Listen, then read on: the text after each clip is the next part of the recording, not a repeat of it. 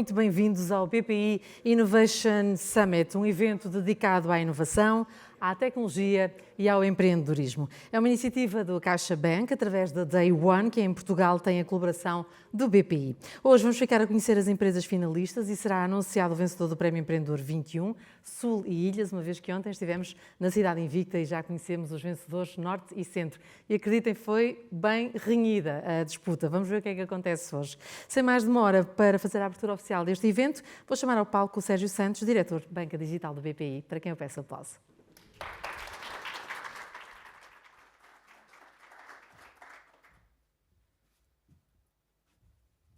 Boa tarde. Vamos a isto. Boa tarde a todos. Queria agradecer a vossa presença aqui em nome do BPI e do CaixaBank. No fundo, dar aqui só algumas palavras sobre, alguns indicadores sobre esta iniciativa e este prémio que tem sido dos últimos anos do Prémio Empreendedor 21. Portanto, aqui só algumas notas muito breves, antes de nós conhecermos os nossos finalistas hoje e vermos, no fundo, as suas apresentações.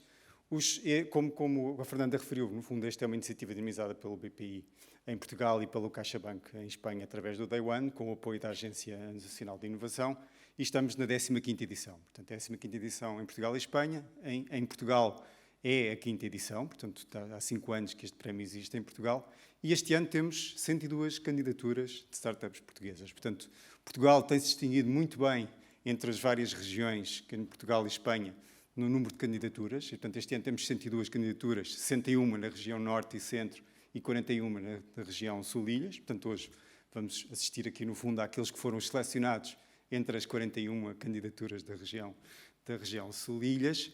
E, portanto, gostava, no fundo, aqui agradecer a todos a vossa presença, aos nossos membros do júri, que vamos conhecer em mais detalhe daqui a pouco, e, em particular, obviamente, às nossas empresas e empreendedores que aqui estão para hoje apresentar as suas ideias, entre aquelas que ficaram mais bem posicionadas de todas estas fases anteriores. Nos últimos 5 anos, nós tivemos aqui em Portugal já quase 1000 empresas participantes, portanto foram 934 participantes, startups portuguesas que vieram apresentar os seus projetos, as suas ideias, as suas inovações. Tivemos 13 vencedores, não só nos prémios territoriais, mas também nos prémios setoriais em Portugal e Espanha, portanto aqui uma presença importante. Tivemos também aqui parcerias realizadas com organizações que colaboraram connosco em todo este processo, e tivemos 180 participantes nos comitês técnicos e júri finais, que nos dá aqui uma ideia, de facto, do que está por trás de toda esta dinâmica para conseguirmos, de facto, escolher aqui quem é que são as empresas que passam nas diferentes fases, nos comitês técnicos e depois para os júris finais. Portanto, aqui um enorme envolvimento da cada comunidade, da comunidade científica, da comunidade académica, da comunidade empreendedora, no fundo, todos estes investidores também, que estão a trabalhar esta área de inovação para encontrar aqui as empresas com mais potencial de crescer e ter aqui novas ideias. Portanto, tivemos também 160 mil euros em prémios monetários e acompanhamento. No fundo, a dimensão monetária é obviamente relevante, mas toda a visibilidade e o acompanhamento que é dado de informação é uma das dimensões que este prémio tem também de mais relevante para estas empresas. E no total, em Portugal e Espanha, nestes últimos 15 anos, tivemos 8.800 empresas participantes, portanto, e 6,7 milhões de euros entregues nos últimos anos. Portanto, no fundo, que faz deste prémio uma referência a nível ibérico, e em Portugal também já uma referência também importante e um apoio enorme, não só mais à visibilidade e obviamente, nos aspectos depois diretos de acompanhamento também. Portanto, aqui, na vossa opinião, no fundo, já uma referência muito importante nesta área.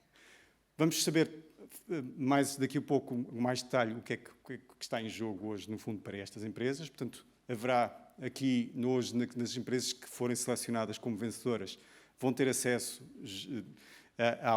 a um prémio monetário de 6 mil euros, que, no fundo, que são como vencedor desta região. A isto junta-se também o acesso ao programa Moonshot Thinking for Entrepreneurs, que é dado pelo ESAD e por especialistas de Silicon Valley, que, no fundo, suportam aqui esta iniciativa e que vai dar a possibilidade a estas empresas de conhecerem e terem não só a formação, mas também visita aqui alguns dos mais importantes centros de inovação do mundo. Portanto, este é claramente uma das dimensões mais relevantes aqui. Portanto, estes são os prémios que nós vamos conhecer hoje. Ao longo do ano, proximamente e durante este ano, vão ser conhecidos também os vencedores depois dos prémios setoriais, os prémios de desafio, aqui já a nível ibérico. Vamos ter aqui 6 categorias, cada uma das quais com um prémio de 25 mil euros e este ano temos também 2 prémios especiais, no fundo de 15 mil euros de impacto social e disrupção tecnológica. Portanto, aqui um importante apoio. Para as empresas que forem selecionadas depois para estes prémios de desafio, no fundo já a nível ibérico, vão ter também a oportunidade de assistir ao Investors Day Empreendedor 21, onde tem aqui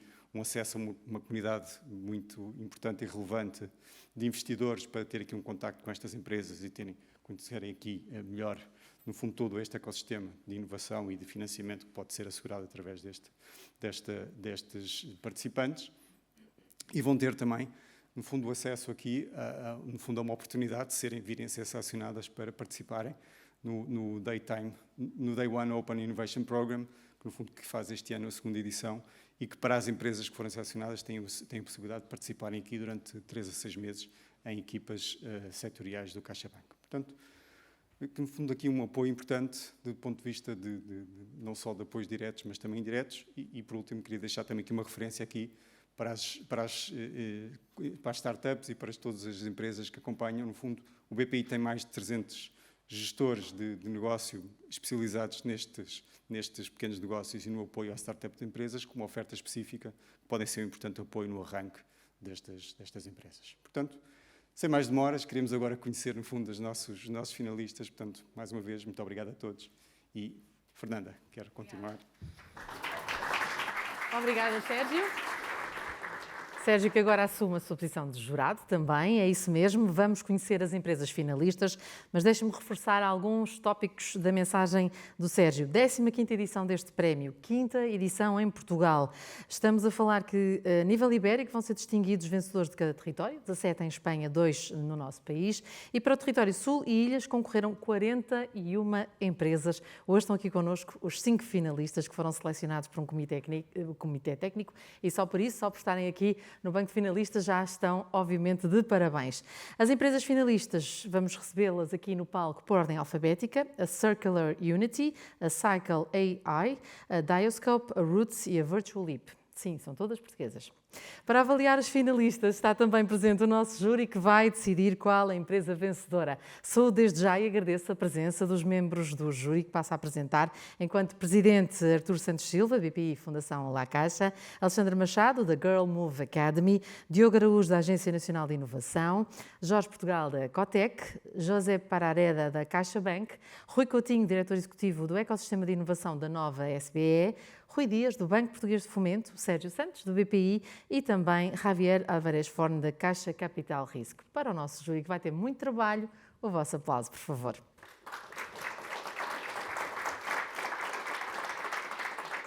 A dinâmica. Cada finalista vai ter 3 minutos para fazer o seu pitch e mais 5 minutos para responder às questões que o júri achar importante fazer. Depois das 5 apresentações, vamos ter aqui uma mesa redonda sobre o impacto dos Prémios Empreendedor 21 na evolução de projetos vencedores, para o qual contamos com a presença do Afonso Essa, do BPI, do Vasco Portugal, da Sensei Tech, do João Oroso, da Advertio e do Pedro Manuel, da BitClick, ou da ByteClick. Ele depois vai-me ajudar a explicar como é que surgiu também este nome. Depois da nossa conversa, vamos ficar a conhecer a decisão do júri e será, claro, anunciado o grande vencedor. E o que é que vai ganhar o vencedor de hoje? Já sabem? Quanto é que... Já sabem? Não. O júri já sabe? O júri sabe. E os... Não? Sabem? O Porto ontem disse logo, em coro, 6 mil euros. 6 mil euros. E à semelhança de ontem, estejam à vontade para dividir com a apresentadora. Ok? Mas também vão ganhar o acesso gratuito a um programa de desenvolvimento internacional de alto nível com o Moonshot Thinking, organizado pela ESAD, em colaboração com especialistas da Silicon Valley. Vão também ter um acesso a um programa de mentoring com acompanhamento de especialistas de cada setor. Está então na hora de ficarmos a conhecer a primeira empresa finalista. Espero que o Marcelo já esteja pronto. A Circular Unity é uma aplicação para sustentabilidade e descarbonização de eventos, capacitando assim organizadores com tecnologia inteligente para prever, gerir, reduzir, relatar e compensar as emissões de carbono em tempo real. Portanto, o evento de hoje já podia contar com esta app. Para nos apresentar então a Circular Unity, vou chamar ao palco o Marcelo Rossi. Um aplauso. Obrigado.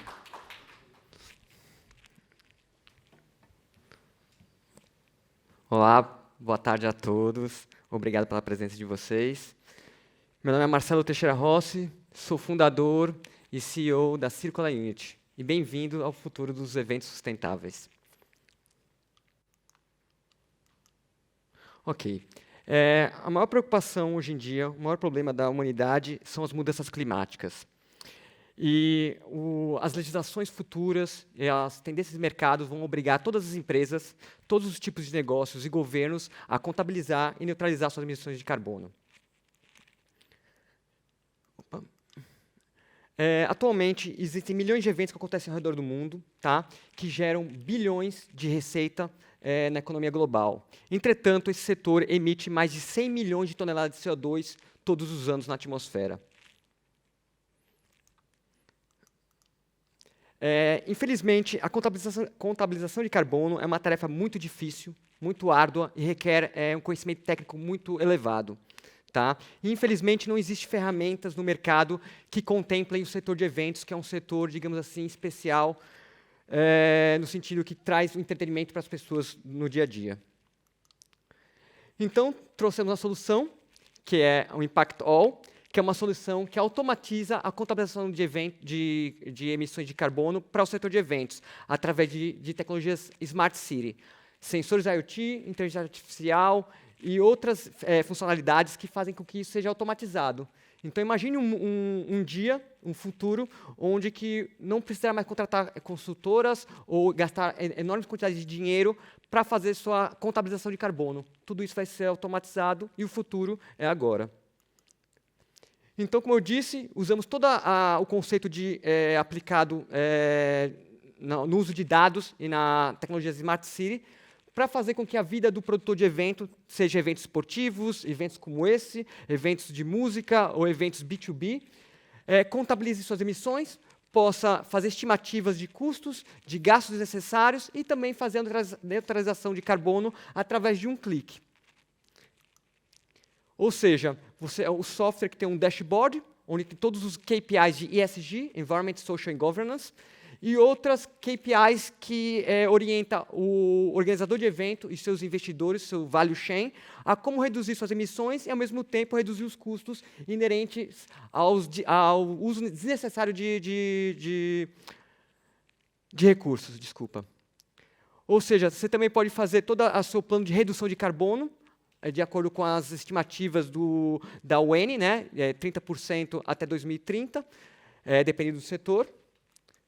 Também existe a parte do reporting e offsetting. Você pode fazer o offset das suas emissões em tempo real através de um clique com projetos certificados e verificados internacionalmente, garantindo para o seu evento que você está realmente reduzindo suas emissões. Nossos competidores existem milhares, somos os únicos que somos focados no setor de evento e automatizado. Nosso business model é baseado no subscription model. E nossos test clients são, entre eles, as Olimpíadas de Paris de 2024, Live Nation, que retém 30% do mercado internacional de eventos. Ok, obrigado, desculpa. Obrigado. Obrigada. Aqui também já temos um counting. Já temos um counting. Agora vai ter direito a perguntas por parte do nosso júri. Cada jurado pode pedir o microfone às nossas hospedeiras para qualquer pergunta que queiram colocar ao Marcelo. É só levantar a mão. É um sistema muito digital. Aqui está. Olá, boa tarde. Olá, Marcelo. Obrigado pela apresentação. Eu gostaria de saber porque é que você acha que aqueles milhares de competidores irão deixar o segmento dos eventos, que é tão apetitoso, como você disse, de fora? Muito obrigado. Obrigado pela pergunta, obrigado pela vossa presença. Os nossos competidores, eles vão com certeza atingir todos os mercados. O nosso diferencial é que as outras ferramentas são generalizadas para todos os setores. O nosso é específico para o setor de eventos, é específico para solucionar as dores das pessoas envolvidas, da persona envolvida no evento, que é uma entidade, uma pessoa que é diferente de uma empresa, uma corporação, por exemplo. Então, o nosso diferencial é que todas as empresas usam inputs manuais. O nosso é totalmente automatizada e usa a inteligência artificial para suprir as falhas humanas na alimentação de dados do software. Respondi a vossa pergunta? Obrigado. Mais uma pergunta? Sim, por favor. Eu vou dar uma oportunidade, antes de mais, parabéns, muito obrigado pela apresentação, e vou-lhe dar uma oportunidade de explicar aquilo que não conseguiu explicar. Ok, Explique-nos claro. o modelo de negócio, por favor. O modelo de negócio é baseado em três pilares. Uma é a principal, que é o Subscription Model. Os nossos usuários, customers, pagam uma mensalidade mensal ou uma anualidade. Tá? O outro, nós ganhamos uma porcentagem nas transações de crédito de carbono, neutralização de carbono. E a outra também é a venda dos sensores. Tá?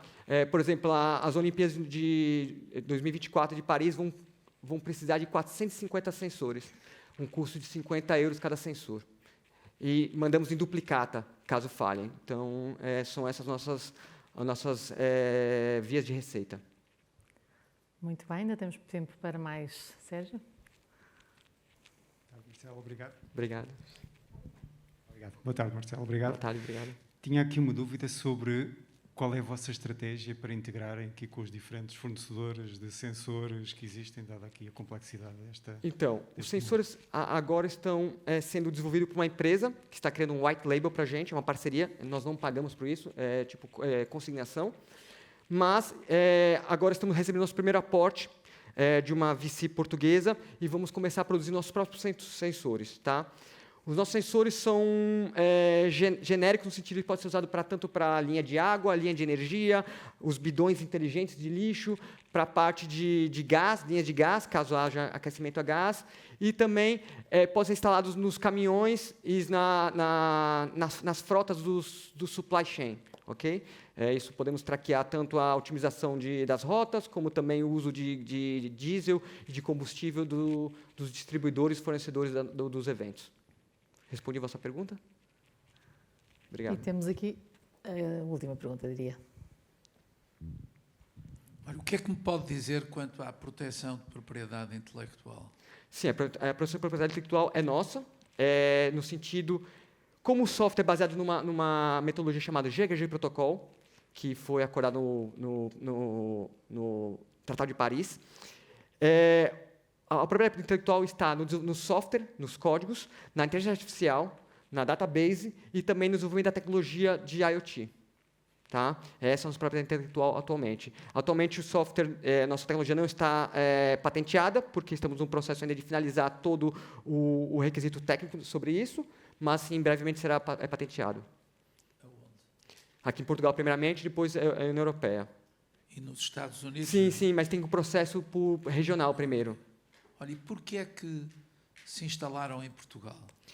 Olha, eu sou brasileiro, filho de mãe brasileira e pai italiano, mas amo Portugal mais do que o Brasil, sinceramente. Sou muito bem recebido aqui. Aqui, toda a comunidade científica das universidades e de empreendedorismo combinam com o que eu procuro, e é isso. Ah, sim? E amo Lisboa, adoro Portugal, meus pais amam aqui, e é um lugar que eu acho que é o meu lugar, o lugar da minha empresa. Muito Respondi a bem. vossa pergunta? Esqueces de dizer a comida, mas está perdoado. Sim. Marcelo, muito obrigada. Boa sorte. Obrigado. Obrigada, Marcelo Rossi. Vamos agora conhecer a Cycle AI. Isto porque a mobilidade ativa é um tema prioritário para a União Europeia no contexto do desenvolvimento urbano, mas ao mesmo tempo milhares de pessoas perdem a vida anualmente nas nossas estradas. Como é que podemos esperar que as pessoas abracem o uso da mobilidade ativa enquanto isto acontece? Para responder a esta e outras perguntas, vou chamar ao palco o Luís Rita. Um aplauso, Luís. Vamos a isto? Claro que sim. Muito obrigado.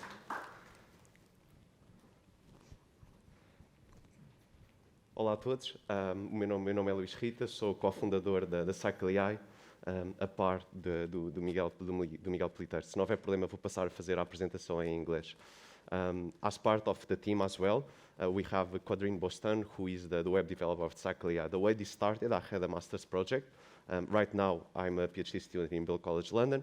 Miguel is a doctor.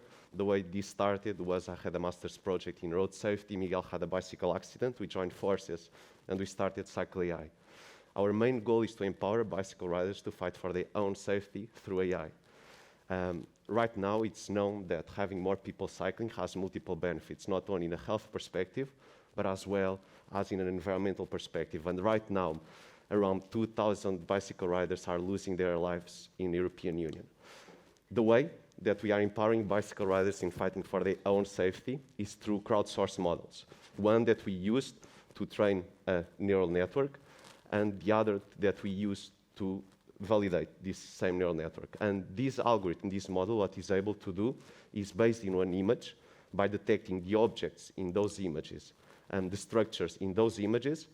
We managed to create this model that is able to retrieve a safety score from a single image. And based in all the data that we put together from multiple people spread across multiple countries, we managed to build this, what is this perception of safety.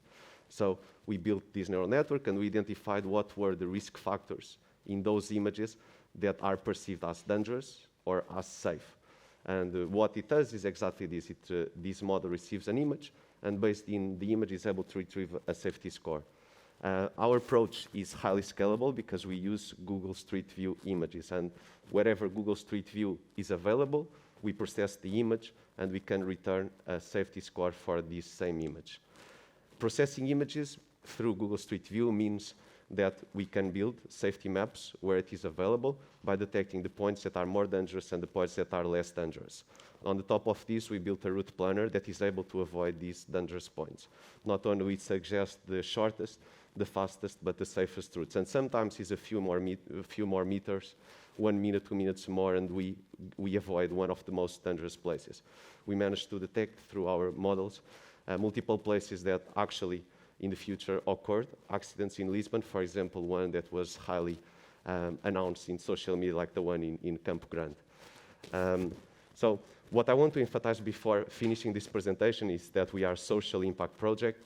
And at the end of the day, this was always our main goal. What we want is to get close to the municipalities and to these micromobility companies and tell where the dangerous points are and provide to the users the safest routes. And that's the presentation I had prepared for you. Thank you, Luís. Vais tirar Agora para responder, se quiseres tirar a máscara. Estamos a 2 metros. Obrigada, Luís, pela apresentação. Vamos então proceder às perguntas por parte do júri. Já sabem, é só levantar a mão. Alexandra? Obrigada, Luís, parabéns. Fala-nos um bocadinho do business model, já que também não tive a oportunidade de fazer nos 5 minutos. Claro que sim. O nosso business model temos 2. Um que é direcionado para os mapas de segurança e outro para o planeador de rotas. No planeador de rotas, o que vamos pedir é que por rota calculada será um pequeno valor cobrado a esta empresa de micromobilidade. E no caso dos mapas de segurança, o pagamento será por ponto analisado. Quanto maior a resolução dos mapas, maior a área analisada, maior será cobrado ao município envolvido. Mais alguma dúvida que o júri queira retirar? Luís, muito obrigado. Tinha aqui uma dúvida. No fundo, o que é que vos distingue e o que é que impede a Google de copiar, no fundo, este modelo? Ou se trava?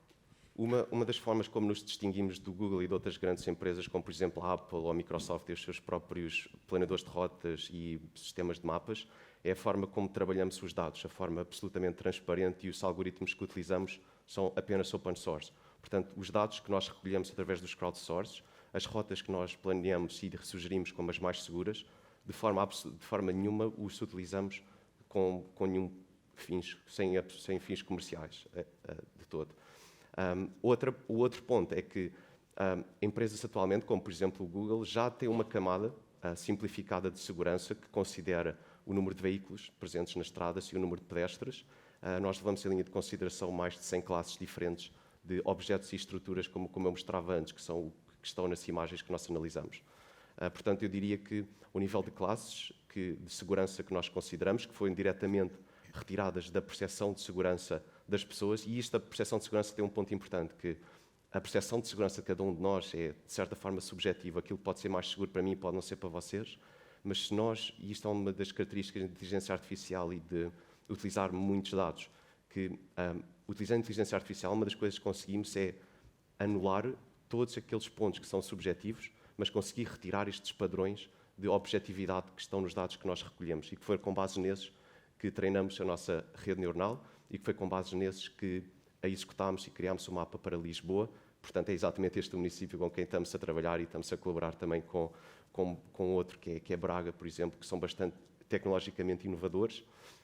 Mas depois tem um outro ponto que é, nós estamos a trabalhar com imagens. E aqui é um outro ponto que queremos ir um pouco mais à frente, que queremos também não só ser capazes de dizer, com base em imagens, que é capaz de analisar a infraestrutura de uma forma bastante fidedigna, porque a infraestrutura normalmente não se altera numa escala de meses, mas existem fatores de risco, como por exemplo, que são dinâmicos, como por exemplo a presença de pedestres ou outras pessoas a andar de bicicleta também na nossa via pública. E aquilo em que estamos a trabalhar paralelamente era uma solução que conseguimos incorporar nas nossas bicicletas e scooters e detectar em tempo real, dando feedback ao utilizador de risco que exista na mesma área em que ele está a deslocar. Portanto, temos estas duas perspectivas. Num ponto de vista, aquilo que eu apresentei, conseguimos calcular o ponto de risco, estes pontos de risco, e dar uma perspectiva a priori, onde é que estão estes pontos de risco e sugerir as melhores rotas. Mas depois, uma vez que o utilizador, chegando ao local, conseguimos analisar também estes fatores de risco que ocorrem em tempo real. E damos, seja informação visual, luminosa, ao utilizador com base no protótipo que criámos, ou seja, com base no tipo de fator de risco, com base na distância que o fator de risco está ao utilizador, é a informação adicional que nós conseguimos dar. E isto são imagens do Google Street View. Ainda tenho 50 segundos, certo? Não, mas tem mais uma pergunta. Ok. Portanto, se eu tiver mais tempo, obrigado. Complemento. Parabéns pela apresentação. Eu obrigado. gostaria de saber se vocês também usam outras fontes de informação. Eu estou-me a lembrar, por exemplo, do acidente que o Miguel sofreu. Foi numa ciclovia, ou seja, onde a percepção de risco é relativamente reduzida. Mesmo assim, essa pergunta é perfeita, porque permite-me dizer exatamente aquilo que eu estava prestes a dizer. Portanto, utilizamos imagens de Google Street View e isto explica os dois modelos de crowdsource que utilizamos. Utilizamos um que treinou o modelo, que retiramos uma pontuação de segurança de uma imagem, mas depois temos um outro que pedimos às pessoas que assinalassem manualmente no mapa pontos por onde tenham passado, que tenham considerado risco. E é com base nesses crowdsource que validamos o modelo que criámos. Se, de facto, esses pontos que foram identificados como arriscados, se o nosso modelo foi capaz de identificar ou não. E foi com base, por exemplo, naquele acidente que ocorreu no do Campo Grande, com base no nosso modelo, foi um dos pontos identificados como mais perigosos. E depois temos imagens de satélite, que estamos já a trabalhar nesta direção e vamos adicionar imagens de satélites à nossa abordagem, porque permite-nos complementar aquilo que já conseguimos de resolução espacial, numa escala de metros, com a imagem de Google Street View, permite-nos analisar pequenos objetos na via pública numa escala de centímetros, mas queremos complementar com resolução temporal. Resolução temporal que nos é dada numa escala de horas, utilizando imagens de satélite, que estamos a iniciar colaboração com a Agência Espacial Europeia no âmbito do programa Copérnicos.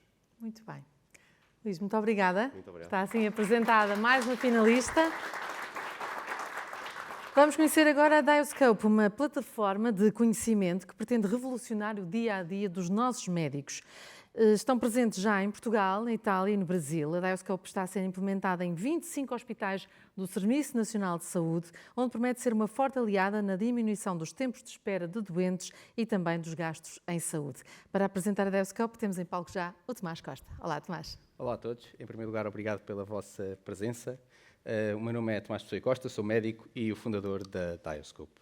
A medicina mudou e na era da medicina moderna o conhecimento médico duplica a cada 73 dias. Tornou-se humanamente impossível, mesmo para o melhor médico, saber sempre tudo sobre todas as doenças, sobre todos os doentes.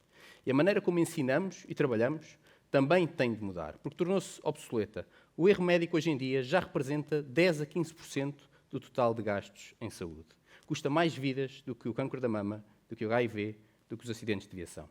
O nosso desafio é claro. Temos de ajudar estes médicos. Temos de lhes dar melhor ferramentas para que possam decidir melhor o tratamento dos seus doentes.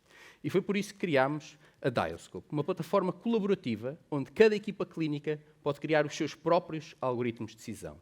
Pode formar a sua base de conhecimento, que depois é utilizada pelo nosso assistente virtual, um chatbot que conversa com os médicos que estão na urgência, que estão na linha da frente e que, com base nas características de cada doente, os guia até ao diagnóstico certo, até ao tratamento correto. E todos ganhamos quando decidimos melhor em saúde. Dos hospitais, que aumentam a sua capacidade de resposta, conseguem ver mais doentes e gastar menos dinheiro com exames desnecessários, aos próprios doentes. Porque todos, sem exceção, merecem sempre o melhor tratamento. E o que é que fazemos de verdadeiramente diferente? A maioria destes sistemas de apoio à decisão é rejeitado pelos médicos. Eles não confiam o seu bem mais precioso, a vida dos seus doentes, num software que não conhecem. E na Diascope, ao associarmos ao nosso assistente virtual uma plataforma colaborativa, onde são essas equipas a criar os seus algoritmos, deixamos de ser vistos como um software estranho e passamos a ser vistos como a sua extensão digital, a sua ferramenta que ajuda os seus colegas a tratarem os seus doentes. E isto faz toda a diferença. Esta foi a nossa jornada. Nós começámos há 4 anos com uma plataforma que, através de vídeos e casos clínicos, ajudava os médicos durante a sua carreira. Construímos uma comunidade já com mais de 5.000 médicos e têm sido eles a nossa grande força motriz. Estamos, de facto, já a ser implementados em 25 hospitais do SNS, com destaque para o Hospital de São João, onde já fizemos a implementação informática, já temos os primeiros algoritmos validados pela equipa clínica e de administração e onde vamos começar a ver doentes já nas próximas semanas. Portanto, o desafio que vos trago é este. Juntem-se a nós e ajudem-nos a acabar com este contrassenso de toda a informação médica caber aqui, na palma da minha mão, mas onde milhões sofrem porque os médicos não conseguem trabalhar esta informação. Juntem-se a nós e com a Diascope vamos ajudar estes médicos a ajudarem milhões de pessoas. Obrigado. Obrigada. Parabéns, Sr. Doutor. Ora bem, caro júri, está aberta a sessão de perguntas e respostas. Não sejam tímidos. Ficaram espantados, eu sei. Eu vou-me repetir no tipo de pergunta, mas sou de uma business school, portanto vão-me perdoar. Qual é o modelo de negócio? Como é que vocês fazem dinheiro? Qual é o modelo de monetização?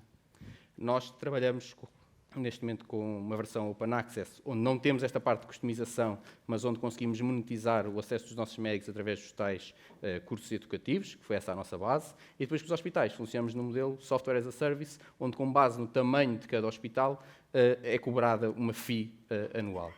Nós temos alguns competidores internacionais e a maior diferença que nós temos para esses competidores é a abordagem que eles defendem, que é uma abordagem one size fits all, onde são eles que constroem os algoritmos e eles, portanto, já fizeram o valor de mercado para esse tipo de abordagem. Nós o que fazemos é uma abordagem a um custo ligeiramente inferior e onde, além disso tudo, conseguimos incorporar a camada de customização local. Porque isto é o que faz a maior diferença entre aquilo que é a melhor evidência médica e aquilo que é a prática clínica, aquilo que acontece na vida real. Os fatores não clínicos são extraordinariamente importantes quando nós estamos a ver um doente. Eu não posso ter esta abordagem one size fits all, onde o mesmo algoritmo clínico é utilizado num hospital terciário em Nova Iorque e num centro de saúde no interior de Portugal. Não funciona. Nós temos que dar poder aos médicos daquele centro de saúde que tem menos recursos, onde o algoritmo idealmente iria para pedir uma ressonância magnética, poderem alterar e dizer que não é para pedir uma ressonância magnética, é para pedir uma ecografia, é para pedir uma TAC, ou é para enviar para o hospital A, B, C, que tem a tal ressonância magnética. Mas, portanto, se nós não conseguirmos fazer esta transformação entre aquilo que é a evidência e depois aquilo que é o dia-a-dia dos médicos, nós não vamos conseguir ultrapassar os grandes bloqueios que existem à escala internacional à implementação destes tipos de software. São eles o custo, é muito caro desenvolvermos um sistema destes só para uma unidade e demora muito tempo. Na bibliografia que está publicada, às vezes demoramos 2 anos até conseguir instalar um software deste estilo. Nós estamos a diminuir os tempos de implementação, por exemplo, no Hospital de São João, para 6 meses e a falta de aceitação dos profissionais, que eu já estava a dizer, não por má vontade, mas por isto, porque eu estou num centro de saúde que não tem uma ressonância magnética e o algoritmo está-me a dizer para eu pedir uma ressonância magnética. E, portanto, nós não nos queremos substituir aos médicos, queremos recentrar o poder de decisão nas pessoas que estão no terreno e conseguimos fazer isso através da associação do assistente virtual à plataforma colaborativa. Obrigado pela apresentação, parabéns. Queria saber, a nível da vossa concorrência, ou seja, o que é que já existe no mercado e, nomeadamente, a concorrência pesada, ou seja, aquela concorrência que tem por trás grandes empresas com bastantes recursos. A pergunta tem sido recorrente, mas as grandes empresas têm cada vez menos interesse em copiar aquilo que alguém já está a fazer de forma específica. Nós utilizamos a plataforma numa plataforma cloud da Microsoft. Nós somos apoiados pela Microsoft. A Microsoft não tem interesse em estar a copiar aquilo que nós já estamos a fazer, se nós já estamos a utilizar uma ferramenta deles, que consome cloud, que ajuda as equipas deles que têm, por exemplo, as contas no Ministério da Educação, a rentabilizar a solução da Azure que já lá está instalada. Portanto, nós já estamos a fazer esse trabalho por eles e eles vêm-nos mais como parceiros do que como competidores diretos. À escala internacional, aquilo que nós temos são as grandes plataformas americanas, que lá está, chegaram primeiro e conseguiram fazer algoritmos fantásticos, que são tão bons, que em alguns casos até conseguem dar a mesma resposta para os cuidados de saúde primário e para os hospitais. Nós, se tentássemos entrar nessa competição, não tínhamos qualquer hipótese. Porquê? Porque eles têm uma equipa com centenas de médicos já a fazerem esses algoritmos. O que é que nós fazemos? Utilizamos uma estratégia diferente. Vamos utilizar também centenas de médicos, mas as centenas de médicos que estão nos hospitais. E com isso conseguimos construir algoritmos de maior qualidade a um preço mais reduzido. Jorge. Boa tarde, obrigado pela apresentação. Vocês já têm muitas implementações. Como é que convencem os médicos a despender tempo operacional daquilo que é tratamento dos doentes para poder investir no treino e na construção dos algoritmos? Parece-me uma tarefa, pode ser às vezes difícil, um argumento difícil de colocar. Primeiro, eles percebem que neste momento já estão a perder demasiado tempo com coisas que não interessam. O trabalho em equipa nos nossos hospitais é muito difícil. Nós já temos alguns destes protocolos, estão colados nas paredes do serviço de urgência. Cada vez que os queremos atualizar, temos que pegar numa escala gráfica e ir arriscar na parede. É isto que os médicos têm atualmente nos nossos hospitais. Portanto, quando lhes mostramos uma plataforma onde eles deixam de ter que arriscar à parede, deixam de ter que se levantar quando têm uma dúvida com o doente para ir ver a qual parede é que está colado o papel certo, eles aceitam a solução. E muitos deles até já começaram a fazer algum deste trabalho. E só lhes falta a plataforma. No Hospital de São João entregaram-nos um livro com 100 protocolos. Já estavam feitos. Não tinham era a plataforma. Lá está, eles tiveram que os fazer, porque as plataformas internacionais não se adaptam localmente e, portanto, sentiam essa necessidade, faltava-lhes a ferramenta tecnológica. E é isso que nós queremos ser. Não queremos ser a empresa que faz algoritmos e substitui os médicos, não. Queremos ser a ferramenta que faz falta aos médicos, a ferramenta onde os médicos podem incorporar os seus algoritmos e podem, lá está, ter esta plataforma colaborativa, onde metem algoritmos, resumos clínicos, hiperligações para outras ferramentas. Falamos aqui de inteligência artificial. É muito difícil nós comunicarmos as novas ferramentas de inteligência artificial num hospital. Como? Em que circunstâncias? E, portanto, nós funcionamos como plataforma agregadora também para essas soluções que vão aparecendo, dizendo, sim senhora, temos esta nova plataforma no hospital, é assim e neste contexto que a utilizamos. Muito bem. Mas muito obrigada pela apresentação. Muito obrigada. Vamos conhecer agora a Roots. A Roots é uma empresa de gestão de projetos que nasceu com o objetivo de responder aos desafios do setor da construção, fiscalização e manutenção de ativos e infraestruturas, um setor que ainda é bastante analógico e cujos benefícios da digitalização são imensos. Para ficarmos a conhecer melhor a Roots, vamos receber o Duarte Silva Rodrigues. Olá, Duarte. Muito bem, eu venho então apresentar a Roots. A Roots é uma empresa de gestão de projeto e fiscalização da qualidade, que nasceu com o objetivo de responder aos grandes desafios que se põem hoje em dia ao setor da construção, um setor que continua bastante analógico. Desafios estes que passam, em primeiro lugar, pela integração dos diferentes stakeholders, desde o dono do projeto até às entidades reguladoras e financiadoras, passando pelos projetistas, a fiscalização e os empreiteiros. Em segundo lugar, o grande desafio que é o escrutínio público relativo à forma e ao benefício dos investimentos que são feitos, em especial dos investimentos que são feitos com fundos públicos. Em terceiro lugar, o enquadramento legal e normativo que existe no setor da construção e que necessita de também ele enquadramento com as metodologias e os princípios de gestão de projeto. E, por fim, acreditamos que o desafio de hoje não está na digitalização de cada stakeholder no setor envolvido num projeto de construção, mas na sua harmonização e integração num ecossistema comum que permita, em primeiro lugar, assegurar que existe uma boa distribuição da informação e, em segundo lugar, garantir o processo formal de aprovações. Desenvolvemos então uma metodologia integradora que permite o recálculo permanente dos projetos de construção e que garantem, através da nossa vertente digital, porque somos digital native, nascemos digitais, integramos todos os processos relativos ao setor da construção e da fiscalização da qualidade para assim assegurar um controle do planeamento e recursos, dos custos e assegurar também que todos os stakeholders recebem a informação que necessitam. Juntamos então uma equipa muito experiente, juntamos muito conhecimento. Eu sou cofundador, o fundador foi o meu pai, que é engenheiro civil e que, como muitos engenheiros civis, andaram pelo mundo fora em grandes projetos de engenharia, especialmente em Portugal e em Espanha, onde temos uma grande qualidade de engenharia, e juntámos todos um grupo muito interessante de profissionais da engenharia, da consultoria e da gestão de projetos, para desenvolver então uma metodologia integradora.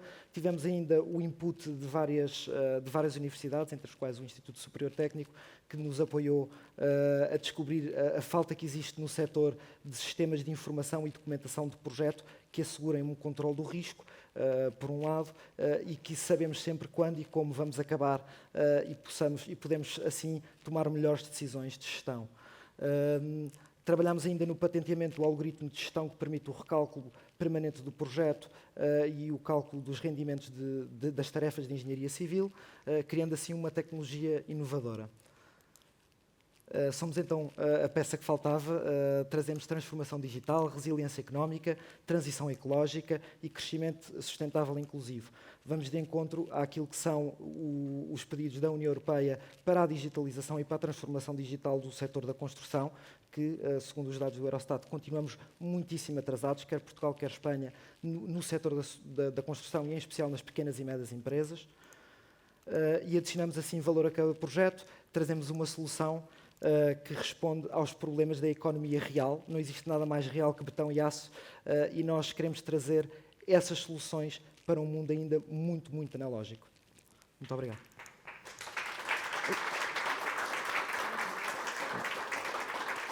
O betão, o aço, a pressão da apresentadora, são três coisas muito reais. É uma pressão total.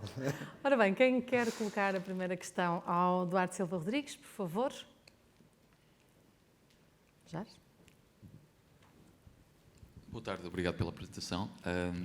Como é que integram a vossa ferramenta sobre aquilo que é a grande força de digitalização e de integração digital da fileira da construção, que é o BIM? A plataforma BIM, sim.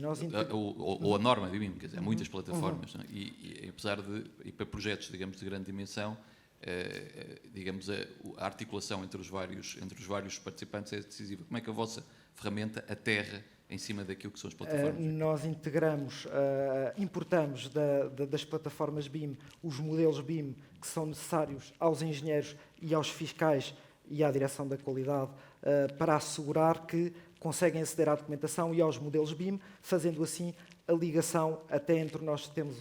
Seria um bocadinho importante explicar também a nossa metodologia. Organizamos um projeto de acordo com uma PBS, uma estrutura em árvore de produtos, e assim também conseguimos fazer a ligação às localizações em modelo BIM e mantendo não só uma informação técnica, mas também uma documentação legalmente exigida, tal como autos de conformidade, etc. Fazemos a parte burocrática que não é feita na plataforma BIM. Damos assim tempo aos engenheiros, porque os engenheiros não são feitos para guardar papéis, são feitos para pensar os problemas e é essa a nossa solução. Nós damos a parte burocrática e a resolução de problemas burocráticos e de acompanhamento do planeamento e de custos, que é muitíssimo difícil de fazer, especialmente o recálculo dos caminhos críticos e manter em contínuo um acompanhamento do projeto. Muito bem. Caro Presidente do Júri. Então, como chegam ao mercado, que é sobretudo das pequenas e médias empresas, como é que se aproximam? Nós, de momento, estamos a fazer a prestação em Portugal, prestação de serviços de gestão e fiscalização, em parceria com outras pequenas empresas, muitas delas são técnicos especialistas. Por exemplo, estamos num concurso para uma fiscalização de uma ponte, no qual temos um parceiro muito específico para o setor de pontes e viadutos. Temos exteriormente, em Espanha e agora na América do Sul, parcerias montadas para fazer projetos, utilizarem a nossa plataforma e também os nossos serviços, porque é uma plataforma que está em evolução e, portanto, fazemos a venda B2C cá em Portugal também. Temos um projeto já em desenvolvimento de um edifício aqui no centro de Lisboa e, portanto, internacionalmente estamos a trabalhar com parceiros que já têm algum nome, mesmo porque para aceder a esse tipo de projetos é necessário um conjunto de garantias e de estrutura de equipa, mas que até agora a grande parte das empresas espanholas de grande dimensão dizem que não existe nenhum sistema que responda a esta necessidade. Portanto, as nossas parcerias estão agora a ser feitas nesse sentido e vendemos em conjunto, em consórcio. Muito bem, temos tempo ainda para mais uma ou duas questões. Sérgio? Boa tarde, Eduardo, obrigado.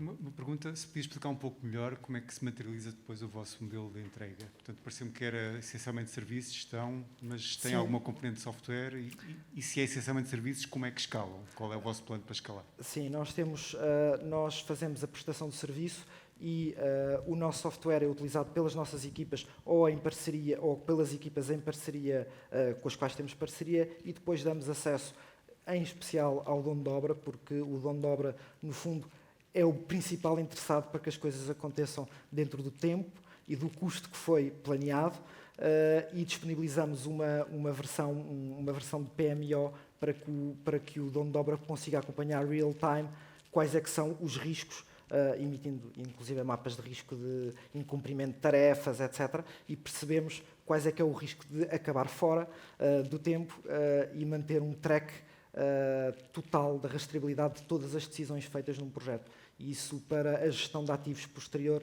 é muito importante porque existe um track de todo o edificado e de tudo o que aconteceu, de todo o histórico. Em especial, pelo nosso modelo, garantimos-lo através da fiscalização da qualidade, que é obrigatória e já que tem que estar no processo e garantir que as coisas são feitas de acordo com aquilo que foi contratado, nós integramos maioritariamente o serviço de fiscalização. Muito bem. Obrigada, Eduardo. Boa sorte. E vamos... Last but not least, não é verdade? Vamos para a última apresentação, a Virtual Leap. Combina neurociência, realidade virtual para ajudar a aumentar os níveis de atenção na abordagem de doenças cognitivas, distúrbios e desafios de aprendizagem. Representando esta empresa, dou as boas-vindas e perdão, sem dúvida, a minha falta de jeito para iraniano, Amir Bozorgzadeh. Perfect. Thank you so much. Welcome. Thank you, everyone. My name is Amir Bozorgzadeh. I'm the co-founder and CEO of Virtualeap, the company that is combining virtual reality and the neurosciences to address the huge impact that cognitive disorders have on society, especially Alzheimer's disease, a $1 trillion cost to the economy. Now, how can startups introduce new technologies that can better profile the cognitive health of individuals? And how can we actually introduce new tools that can detect the early onset of cognitive illnesses like Alzheimer's disease, not just years, but decades before they ever onset? The problem is that current cognitive assessment tools are screen-based, which means they exclude the body. Virtual reality is the first digital format that engages the whole body, hijacks it, which means higher level of engagement, higher level of adherence, and higher level of quality of data. The killer feature of VR is that it captures volumetric data sets about the human condition, not just psychometric psychological data, but also physical, postural, movement data, and physiological sensors built into the headsets that lets you know our algorithms can tell you if a person is focused, are they bored out of their mind, are they stressed out. We know this now all with one headset.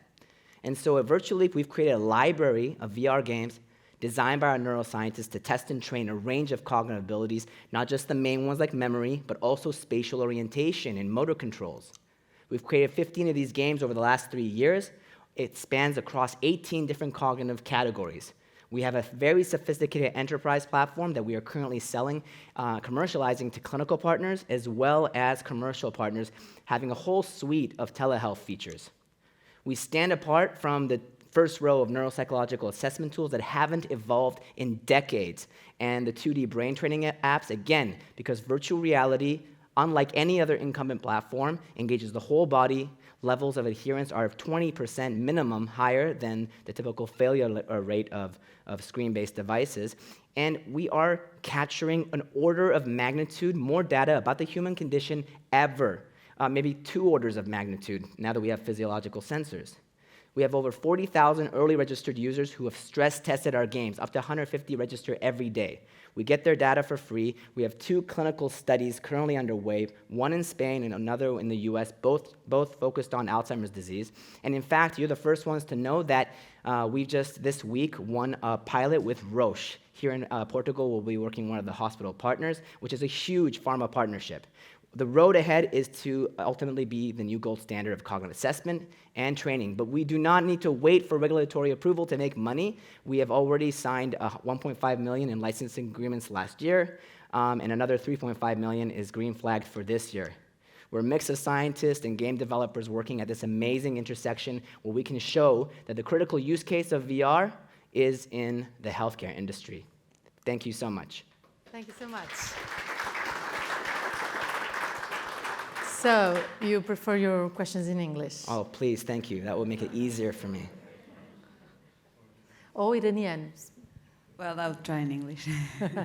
Thank you, Amir. It was brilliant. Just one question. Can you tell me a little bit more about the stage of the tests that proves that your innovation contributes to the decreasing of the cognitive diseases? An additional one, why Portugal? What's your connection with Portugal?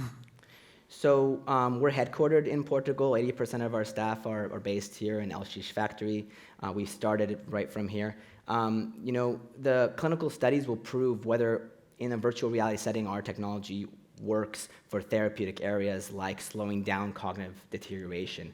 However, like I mentioned, we don't need regulatory approval to actually commercialize, which is the main point. You know, it's a dream for a medical company to not need that and still make money.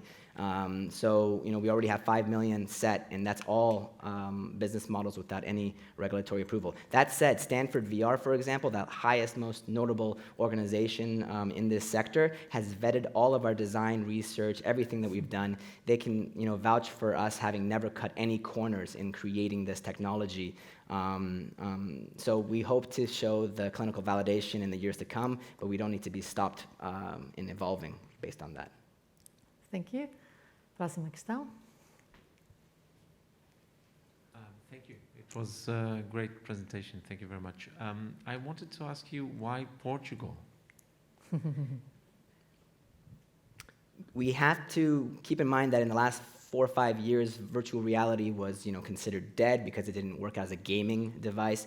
A lot of the media didn't like to look at all the serious use cases where VR is being used for clinical applications. It takes time for those peer-reviewed studies to come out.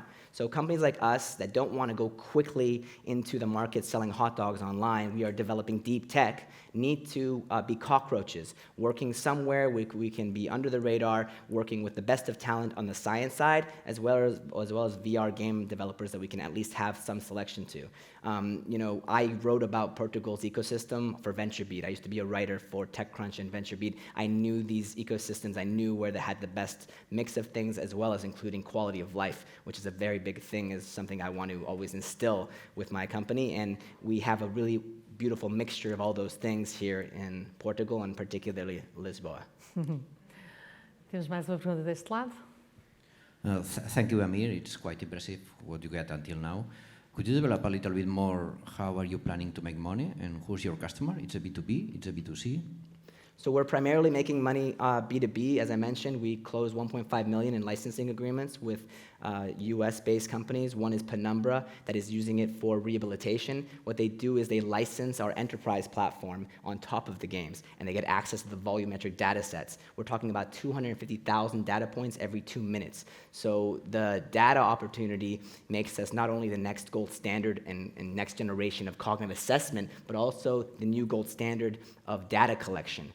So what they do is they license the sophisticated enterprise platform and telehealth features and pay a month.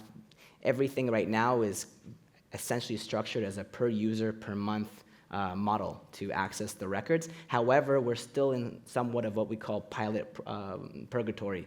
So some of the models are different than the other ones based on negotiations. We hope within the next 14 months to standardize that model into something that is much more SaaS-based and standardized.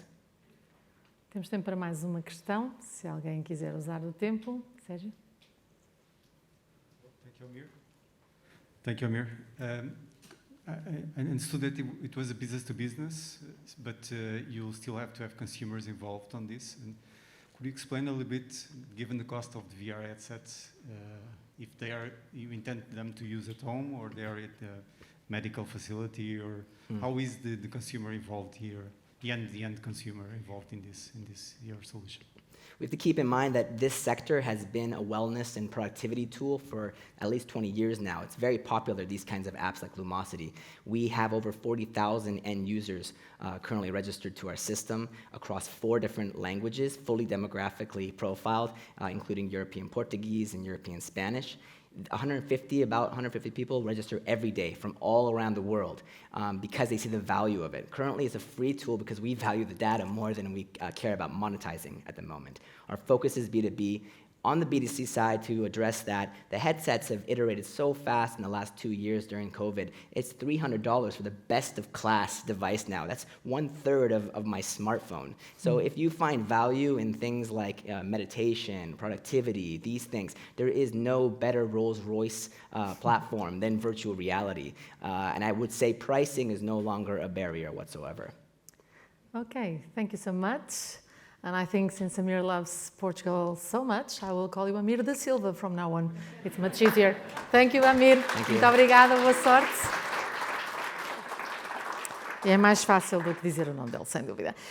Pronto, são estes os 5 finalistas do Prémio Empreendedor 21. Esta é a altura em que cabe ao júri fazer a sua votação, pensar, tomar as suas notas, partilhar também as suas ideias e daqui a pouco vamos conhecer a empresa vencedora. Mas queremos saber, entretanto, qual foi o impacto dos Prémios Empreendedor 21 na evolução de projetos vencedores? Que importância teve na vida de uma startup? Vamos falar sobre estas e outras questões ligadas diretamente ao empreendedorismo com o Afonso Essa, do BPI, o Vasco Portugal, da Sensei Tech, o João Aroso, da Advertio e o Pedro Manuel, da BitClick, que vêm agora ter comigo aqui ao palco, para quem eu peço também o vosso aplauso.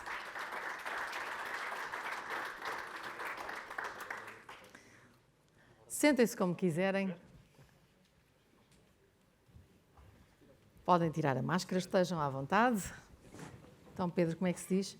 BitClick? BitClick? BitClick? É como eu quiser. Afonso, vou começar por si, até porque o Afonso é diretor de inovação e novos negócios do BPI. Na sua perspectiva, qual é o contributo que este prémio acaba por ter quando falamos nesta geração interna de ideias, de compreensão deste segmento de mercado? Já ia falar sem isto. Boa tarde a todos. Este género de prémios, e já vamos aqui no CaixaBank na 15ª edição, com o BPI, a edição portuguesa na 5ª, dá-nos uma perspectiva muito diferente da inovação como um todo, não é? Portanto, em vez de nos focarmos apenas na área financeira e nas suas adjacentes, hoje ouvimos falar aqui de tudo menos de finanças e de banca. E, portanto, é muito enriquecedor para nós irmos acompanhando o que se está a passar noutras áreas e ir percebendo para onde é que a nossa proposta de valor também tem que ir evoluindo para podermos dar suporte ao que de novo vai aparecendo e, portanto, é de certeza um esforço para continuar daqui para a frente. Eu diria que, ao ouvi-lo, o BPI vai também, a cada edição que passa, aproximando-se cada vez mais das necessidades das startups e dos empreendedores em geral? Isso é uma preocupação constante. Obviamente que este género de prémios nos obriga, aqui neste caso numa base anual, a refletir sobre o que é que está a aparecer e de que forma é que isso tem que acabar mais cedo ou mais tarde vertido nos nossos produtos e na nossa oferta. Vamos agora ver se os vencedores sentem exatamente a mesma coisa. Eu vou começar pelo vencedor do ano passado, o João Aroso. Do seu ponto de vista, qual é a importância deste prémio, desta iniciativa? Boa tarde. Nós sentimos impacto em 2 coisas específicas. A primeira acho que foi na empresa diretamente. Portanto, o mercado de levantamento de capital em Portugal neste momento está muito competitivo. E tudo o que é um fator de diferenciação que uma startup pode apresentar perante os investidores é super útil. Portanto, para nós foi muito útil o reconhecimento, porque valida-nos perante outros investidores, não é? E eu, pessoalmente, tirei imenso partido da sessão que tivemos em Barcelona. Acho que foi incrível, foi mesmo interessante. Aliás, acabei a contratar um dos professores da ESAD para fazer um trabalho connosco lá na Advertio. Portanto, aquilo foi mesmo interessante, gostei mesmo. Portanto, no fundo, isto é um caldeirão de experiências, não é? Ontem no Porto também já ficamos com essa ideia. Foi muito interessante. É muito mais do que ganhar o prémio, não é? Muito mais que ganhar o prémio. E o Vasco Portugal, concorda? Sim. Eu repito as palavras do João, na verdade. Crédito é uma coisa que tu precisas quando tens uma empresa nascente. A empresa, eu sou do prémio de há 2 anos atrás, o Sensei nessa altura era uma empresa muito diferente daquilo que é o dia de hoje, e nessa altura, especialmente uma empresa que trabalha B2B, crédito no mercado, reconhecimento, são coisas que são muito importantes numa fase inicial, e este prémio, obviamente, foi um reconhecimento importante naquela fase. Depois, obviamente, é um motivo de orgulho num país como Portugal, onde temos tanto talento e projetos, tal como os que vimos ainda agora, é mais meritório ainda receber um prémio desta natureza. E a evolução desde os últimos 2 anos? A nível deste hoje apoio... é uma empresa muito diferente. Há 2 anos atrás, se bem me recordo, foi o último evento a que eu participei presencialmente antes do Covid. Eu, na altura, desloquei-me ao Porto para fazer exatamente a mesma apresentação que as empresas fizeram. E foi a última viagem que eu fiz durante, se calhar, no ano seguinte. Éramos nessa altura uma empresa de 12 pessoas, hoje em dia somos quase 50 e é uma empresa diferente. Passaram-se 2 anos e numa empresa como a nossa, naturalmente 2 anos é muito tempo. É muito tempo, muita evolução, muita evolução. Pedro, no vosso caso, vocês venceram um prémio empreendedor sectorial, portanto estamos a falar de um prémio a nível ibérico. Que impacto é que teve também no desenvolvimento do vosso projeto, do qual ainda não sei dizer o nome? BitClick. Acertei logo à primeira, BitClick. É simples. Foi um impacto muito importante na notoriedade, obviamente, e sendo o nosso projeto principalmente focado no setor das pescas, que é um setor hiper tradicional, e trazer novas tecnologias para esse setor parece a partir de um grande desafio, ter esta validação ibérica teve um impacto muito significativo e ajudou-nos também numa fase em que estávamos à procura de levantar a primeira ronda de capital. Portanto, a tal validação de mercado a nível ibérico, porque o júri era composto por pessoas também de alguma maneira relacionadas com o setor, teve essa importância. E como é que valoriza, ou como é que a sua empresa valoriza a experiência de estar num programa de aceleração, num programa de formação? Porque é o outro lado, não é? Sim, essa foi talvez a melhor parte do prémio. Portanto, além da parte financeira, que para uma startup é sempre importante.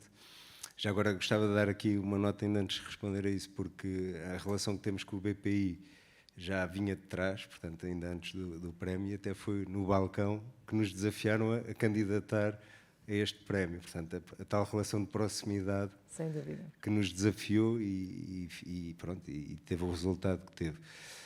A experiência em São Francisco, em Palo Alto, e conhecer todo aquele mundo, não é, que ouvimos, quem é empreendedor desde sempre, não é, que é assim um mundo, para quem não conhece ainda, algo misterioso e que, pronto, onde nascem as empresas globais, digamos assim, não só lá hoje em dia, não é, mas foi muito importante, por um lado, conhecer a realidade e perceber como é que as coisas funcionam, mas todo o programa, a organização que teve e o facto de juntar todos os empreendedores vencedores de diferentes áreas numa semana, onde pudemos partilhar todo o conhecimento, experiências, etc. Portanto, tudo isso foi muito enriquecedor para me formar enquanto pessoa e enquanto empreendedor. Claro. Que já era, mas que saí de lá uma pessoa diferente, digamos assim. E o Vasco também, acredito, teve a mesma experiência, participou em projetos também, em formações e em programas de aceleração. Sim, como foi o programa do Covid, não foi tão impressivo como se calhar este exemplo, já não estive em Barcelona nem em São Francisco. Fizemos remotamente, mas obviamente um programa como o Moonshot Thinking é um programa reconhecido mundialmente, desafia quase aquilo que os limites da nossa própria ambição para a empresa, porque é desenhado exatamente para isso.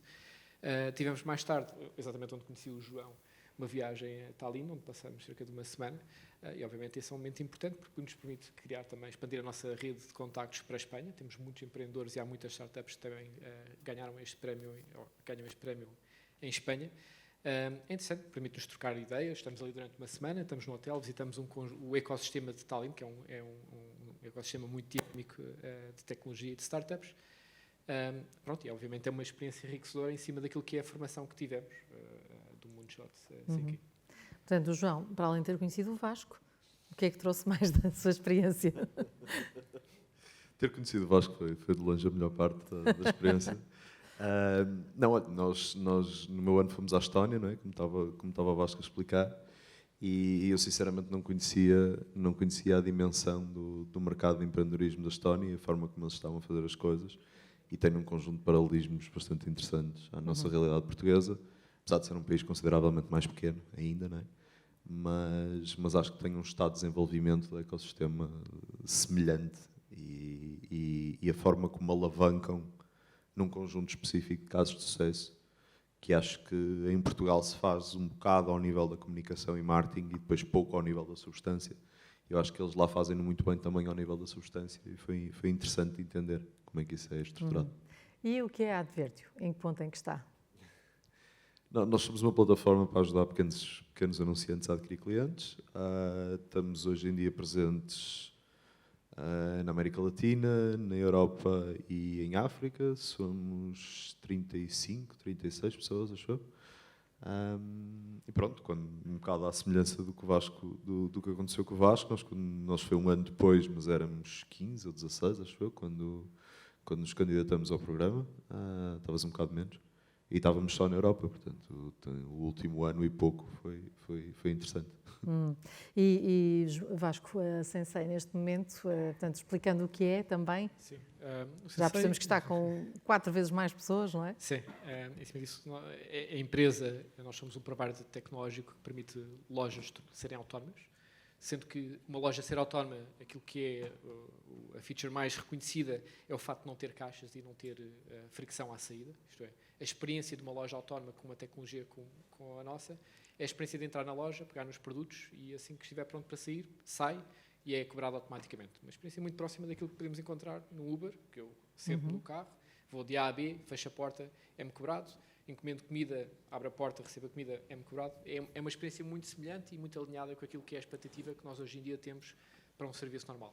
Naturalmente, a mesma tecnologia que nos permite capturar os dados que nos permitem construir os baskets que são cobrados automaticamente é usada para automatizar muitas coisas para além daquilo que é o processo de checkout de uma loja, nomeadamente tudo aquilo que se possa imaginar que são as tarefas diárias de uma loja, de reposição, de identificação de produtos fora do sítio, de inventário em tempo real, são tudo coisas que nós damos aos nossos clientes automaticamente a partir dos dados que nós estamos a digitalizar aquilo que é a loja física. Pronto, a empresa, tal como disse, cresceu, é 4 vezes maior do que há 2 anos atrás. Neste preciso momento estamos a operar em 2 principais geografias, a América Latina e a Europa, e operacionalmente estamos em 4 geografias, onde estamos muito focados na Ibéria, Brasil e França. Muito bem. Pedro, pescas, portanto. Sim, nós somos uma empresa tecnológica que tem alguns produtos para o setor da pesca e transformação de pescado. Em Portugal desenvolvemos o projeto Lota Digital, que foi um projeto piloto em parceria com a Doca Pesca no Porto de Peniche e que permitia ligar os barcos de pesca artesanal a potenciais compradores através de uma plataforma digital e resolver a questão da rastreabilidade digital e da transparência da origem do produto até ao consumidor, envolvendo também o canal do retalho e a logística. Esse projeto, neste momento, vai ser, portanto, licenciado para ser aplicado a nível nacional, portanto, em todas as lotas do país, e vai ser materializado através do leilão a bordo, portanto, que é uma nova forma dos barcos poderem fazer a comercialização do pescado e ganhar tempo e valorizar mais esse produto, e também em alguma infraestrutura digital nas lotas, portanto, fazendo algumas componentes de digitalização do próprio processo de recepção do pescado, controle de qualidade e depois interligação com os canais logísticos. Portanto, no fundo, digitalizar toda essa componente. Lá fora temos alguns projetos com alguns clientes do setor na parte da transformação de pescado, onde damos seguimento a esta lógica de rastreabilidade digital, mas já na parte do processamento dentro de fábrica, para ligar produtos finais a esta informação que pode vir desde o barco. Portanto, a visão da BitClick é conseguir ter uma solução end-to-end, totalmente digital, na fileira do pescado. E é nesse sentido que estamos a trabalhar e a desenvolver vários projetos. Portanto, a semelhança da agricultura do prado ao prato. Sim, é aplicado no contexto do mar, muito da bem. pesca selvagem.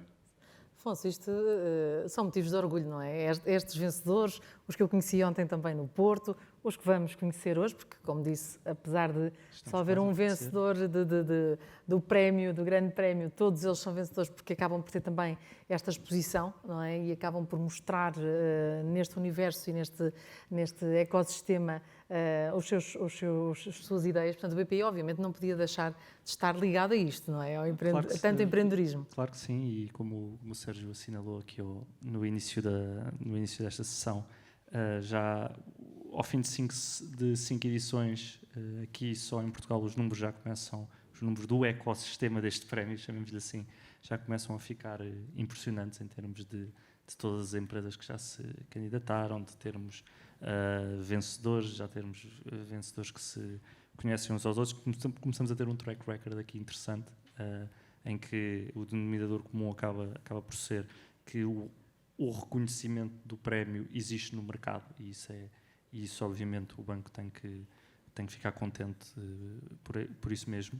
E portanto vai ser, como eu disse há pouco, é uma coisa para continuarmos a apostar, obriga-nos a estar perto do que é que as empresas estão a fazer, o que é que está a aparecer noutras áreas que não nos são tão familiares, mas enquanto banco nós temos que estar onde existe a economia, não é? Onde existe a atividade económica, e portanto temos que ter este esforço. Claro. E não deixa de ser interessante que pensar em prémios que normalmente atraem mais nativos digitais, chamemos assim. Temos aqui um exemplo de um vencedor que até foi ao balcão, que lhe foi sugerido candidatar-se, e também não podemos descurar essa parte de que muitas das candidaturas que acabam por ser originadas para este género de prémio é feita pela nossa rede de gestores, que por conhecer as empresas e por saber que existem e conhecem as ideias que estão por trás e os projetos,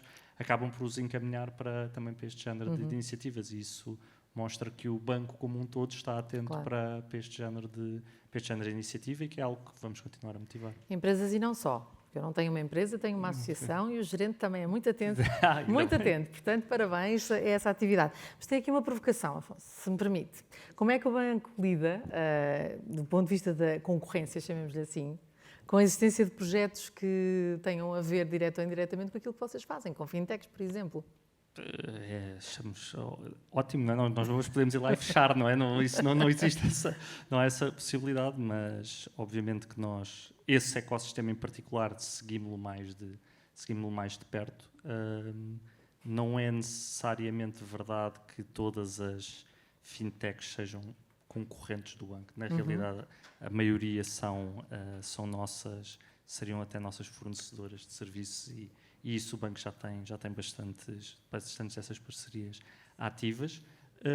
Quando são coisas, se virmos alguma coisa que é de facto muito concorrente e que está a ter sucesso, mais uma razão para olharmos com mais atenção e perceber o que é que nós devemos fazer, tendo em vista que o objetivo é sempre criar valor para os nossos clientes, não é? Portanto, não é seguir as tendências pelas tendências, porque as tendências são isso mesmo, vão para cima, mas também podem vir para baixo, mas se são tendências de mercado em que a nossa percepção é que se vai criar valor para os nossos clientes, então temos que ir atrás do prejuízo, chamemos assim.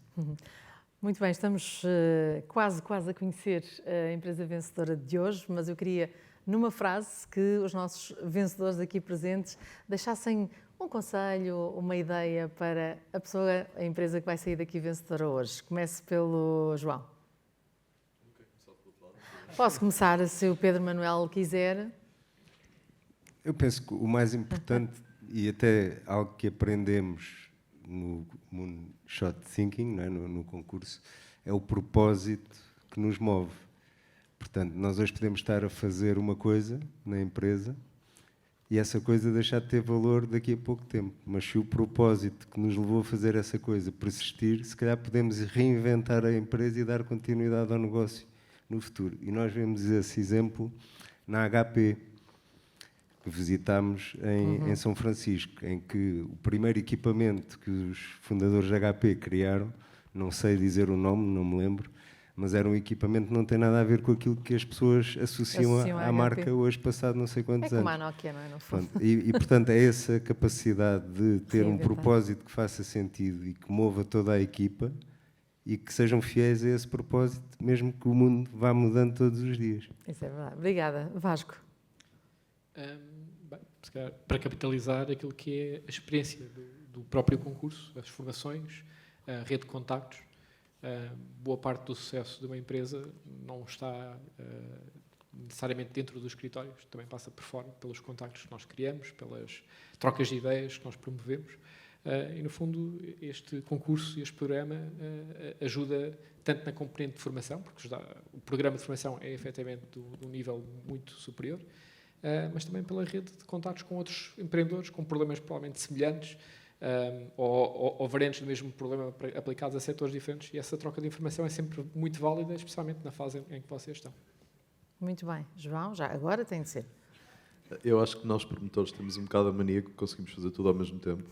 E eu acho que é importante, planeiem a semana que forem fazer a formação, planeiem mesmo como uma semana em que estão completamente out of office, porque vale mesmo a pena deixarem-se absorver por aquela experiência que é mesmo interessante. E acreditem que nós, enquanto empreendedores, estamos a dizer isto, também passamos por uma data de formações que achamos que foram entediantes e que não tinham depois aplicabilidade prática, a que esta experiência é mesmo diferente. Vale mesmo a pena deixarmos absorver inteiramente por aquilo e pensar as coisas de novo, se for preciso. Ótimo. Afonso, deixa também um conselho? Sim, não é um conselho, é só um reminder para todos os participantes que o BPI continua cá, portanto não se esgota com o prémio, que estamos cá exatamente para continuar a apoiá-los nos desafios que vão com certeza ter e no crescimento das suas empresas, e que, portanto, tenham isso em mente, que isto é só o princípio, e que a ideia é que continuemos a trabalhar em conjunto e a suportar o vosso crescimento. Esse é que é o nosso grande objetivo com isto tudo. Muito obrigada. Afonso Essa, Vasco Portugal, João Aroso, Pedro Manuel, ótimos incentivos para aquele que vai ser agora anunciado como vencedor. Muito obrigada. Podem regressar, só favor, à plateia.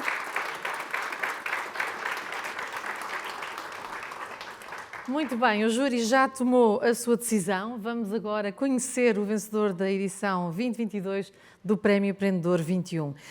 Vou chamar ao palco o presidente do júri.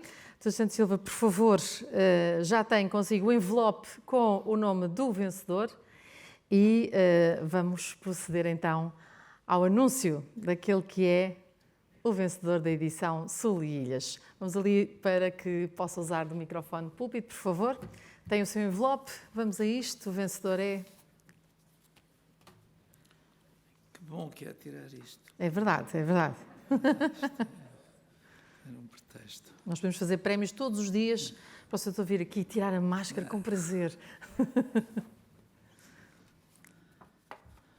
Pois, e o vencedor é Virtual Leap. Amir da Silva, muitos parabéns.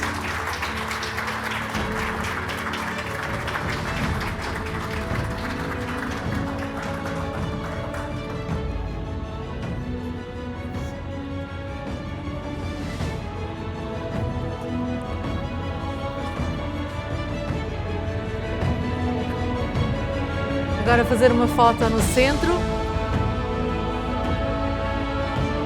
Muitos parabéns. Amir.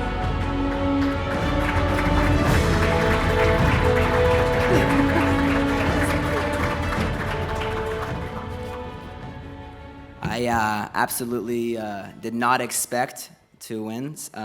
So many amazing startups on here, showing so many applications. Portugal is just rising year after year, even especially after the pandemic has come out stronger. And I see so many people coming here from all walks of life, people from all around the world. I'm from Canada, a mix of teammates working together in the sciences and technology and gaming, but also so many nationalities. So I hope to continue to see and participate and contribute to this amazing ecosystem. And thank you to the Premios event. This is our second time participating with BPI and CaixaBank. We really appreciate your commitment to the startup community. Thank you again. Thank you, congratulations. Muito bem, vamos agora entregar os diplomas também de participação. Vamos chamar por ordem alfabética Circular Unity, por favor. Marcelo, muitos parabéns. A Alexandra quer vir ajudar a entregar o prémio, pede aqui o Sr. Presidente de Júri. Não se diz não. É esse o benefício. Muitos parabéns. Parabéns, Marcelo. Cycle AI, por favor.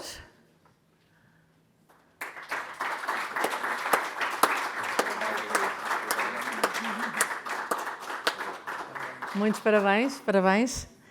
Dioscope, por favor, Tomás.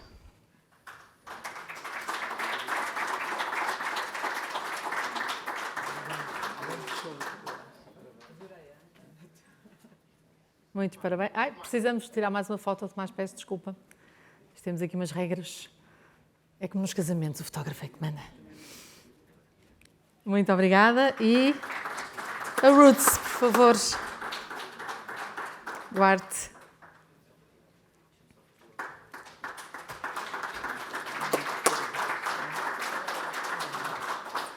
Muitos parabéns.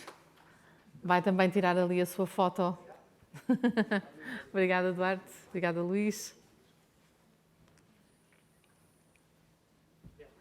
E obrigada, Alexandra. Nós daqui a pouco vamos chamar a família, não só os senhores e senhoras jurados e também os vencedores, os finalistas de hoje, mas para já umas palavras para encerrarmos esta nossa cerimónia de hoje. Por favor, Artur Santos Silva.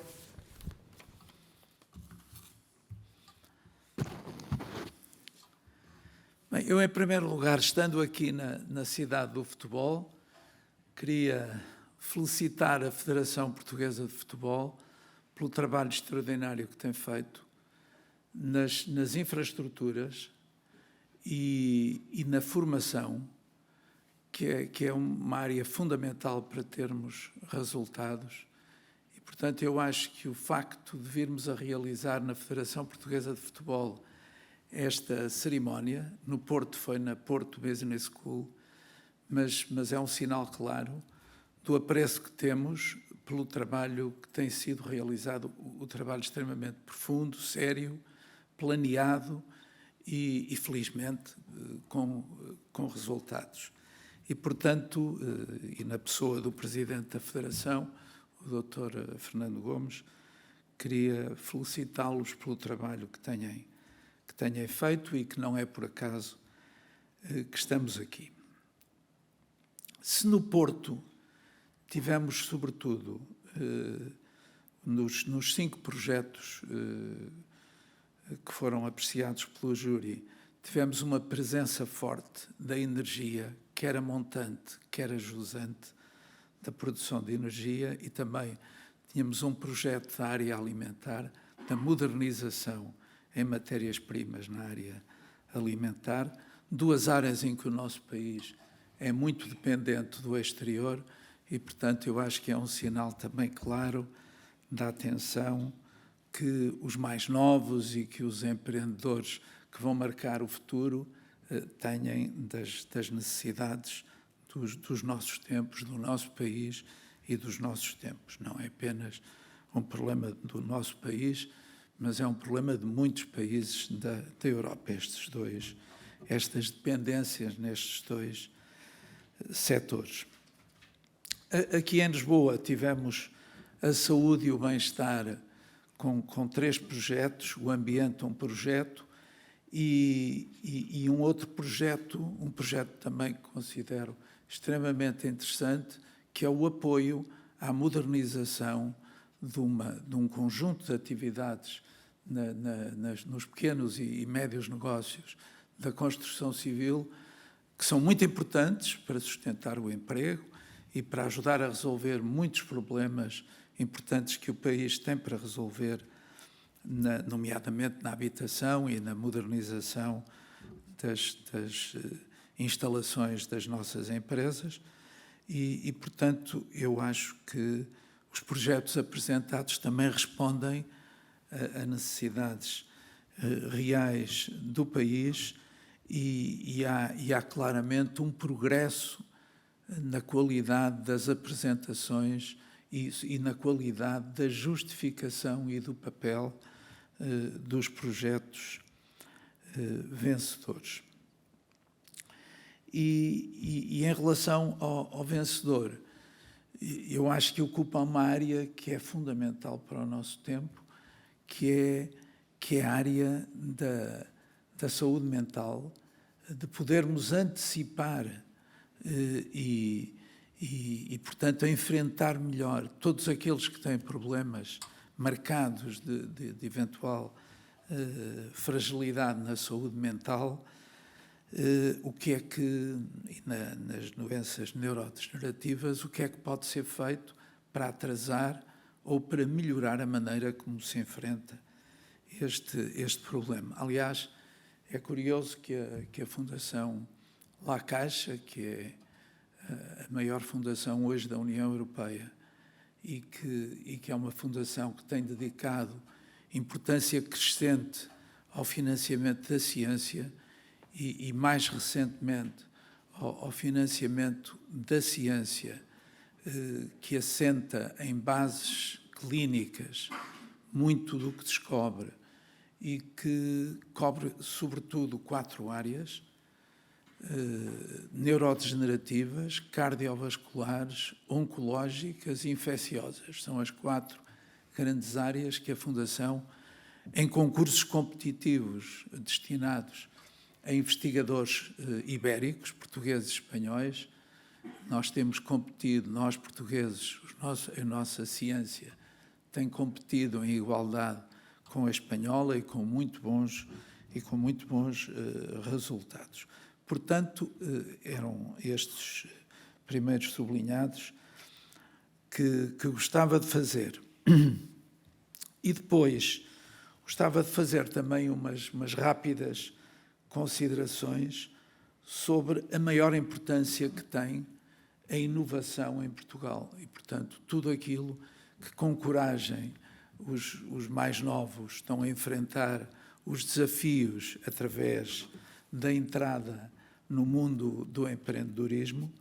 Eu gostaria de salientar o que está a ser feito. Mais de 100 projetos foram apresentados a este concurso e, portanto, eu acho que isso é sinal, e é um sinal muito positivo da sociedade portuguesa, estando aqui o diretor-geral da Cotec, que tem um papel muito importante nesta matéria também, que não deixo de o sublinhar. É uma associação que tem cerca de 20 anos de vida e que tem dado um contributo muito importante também para uma maior aproximação das empresas com a academia e também do papel importantíssimo do empreendedorismo. Eu acho que são sinais muito positivos que, num espaço de tempo muito curto e recente, nós temos 7 unicórnios, portanto, empresas que valem mais de 1.000 milhões, empresas nascidas ontem e que valem mais de 1.000 milhões, umas mais antigas, outras mais modernas, mas isto é notável. E no caso de Espanha, 11. Portanto, em termos relativos, isto dá-vos a ideia de como Portugal tem respondido bem a estes desafios. O sinal mais positivo, para mim, é que, com exceção da Segunda Grande Guerra, Portugal não teve, na sua história, até 2014, 2015, não teve estruturalmente uma balança corrente externa equilibrada. Durante a guerra, na área alimentar e no wolframio, que foi muito usado pela guerra, pela indústria de guerra, nas munições e noutras aplicações, pelos dois lados. Portugal abasteceu os dois lados nessa Segunda Grande Guerra. Nós tínhamos uma posição neutra e foi isso que fizemos, mas tirando isso, Portugal teve sempre, tirando um ou outro momento, teve sempre uma balança corrente desequilibrada. Desde 2014, 2015, Portugal apresenta uma balança equilibrada, com pequenos excedentes. Este ano, 2021, terá um pequeno déficit e as previsões para o ano 2022, ainda antes de todos estes complexos efeitos da guerra, que vai ter alguma incidência na balança de pagamentos, tal como a inflação vai conduzir também a que os juros da nossa dívida também, não digo disparem, porque há ainda muita dívida pública portuguesa e privada externa que tem taxas de juro médias bem superiores àquelas para que caminhamos, porque não é apenas onde hoje estamos, mas para onde poderemos vir a caminhar. E, portanto, sublinhar que isto só foi possível por uma grande modernização do país neste século e por uma grande resposta num mercado cada vez mais competitivo que a economia portuguesa, portanto, deu. E não posso deixar de salientar, e não vou cansá-los com números, porque por acaso trazia ali, são números recentes, mas a balança tecnológica teve uma viragem extraordinária desde o princípio do século, onde nós exportávamos 40% do que importávamos em bens e serviços de média e grande intensidade tecnológica, e hoje, nessa mesma balança, temos um superávit claro e tem havido uma evolução surpreendente nos últimos anos nessa mesma balança tecnológica, o que quer dizer, quer na produção de bens, quer especialmente também na produção de serviços, de conteúdo tecnológico alto, nós temos dado uma resposta, portanto, muito positiva. E os setores tradicionais têm-se modernizado muito, do têxtil ao calçado, à cerâmica, à madeira, que eram setores muito tradicionais da exportação portuguesa. Os vinhos foi um setor também reforçadíssimo, a cortiça.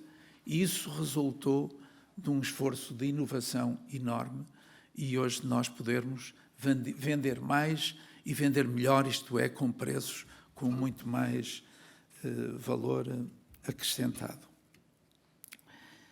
E o que vimos hoje aqui, que eu já me referi, portanto, foi também um excelente exemplo, este que nos foi aqui apresentado deste projeto, porque vai contribuir para que a indústria de construção civil, beneficiando da intervenção deste projeto e de muitos de natureza semelhante, que possa também servir melhor as necessidades do nosso país.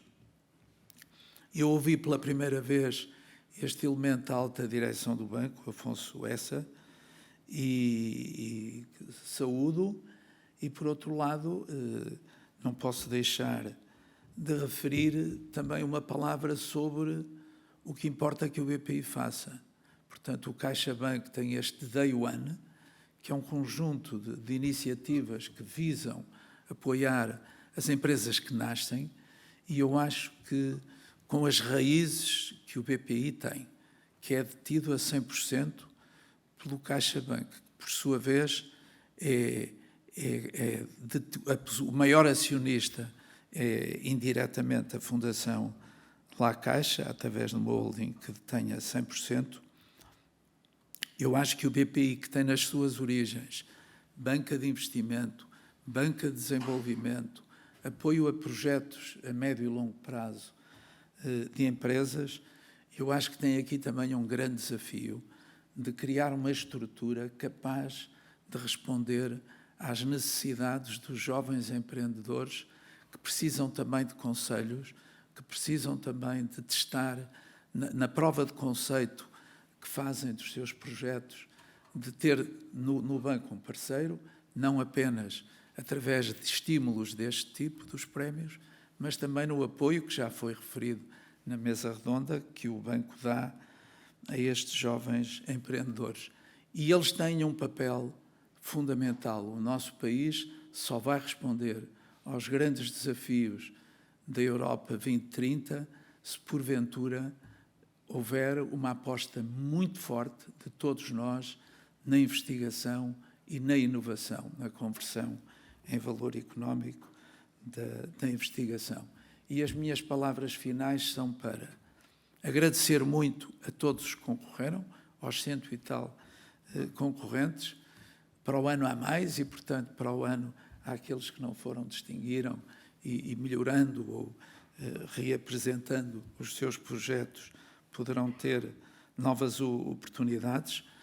Portanto, agradecer aos concorrentes, agradecer aos membros do júri a participação cidadã e interessada no melhor para o país que fizeram com esta participação e agradecer ao CaixaBank e ao BPI de terem um projeto desta natureza que eu acho que deve ter crescentemente mais ambição e que deve também ele próprio vir a incorporar cada vez mais inovação na maneira como quer atingir os seus resultados. A todos, muito obrigado.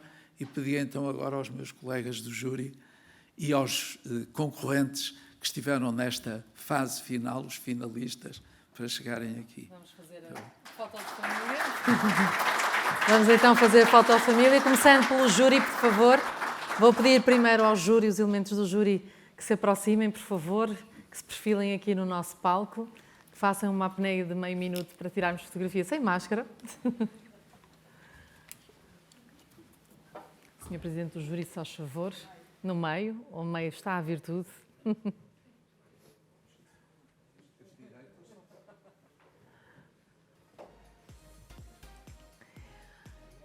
E agradeço aos senhores premiados que tragam também o seu diploma, o seu troféu. Amir, please bring your prize with you so that we can all take a photo, por favor.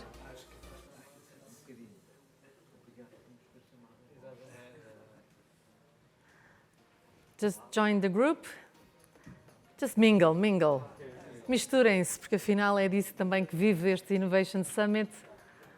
A partir de agora... Aqui temos espaço. Cabem todos?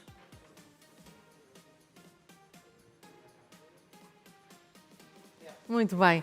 Muito obrigada. Obrigada a todos. Muitos parabéns.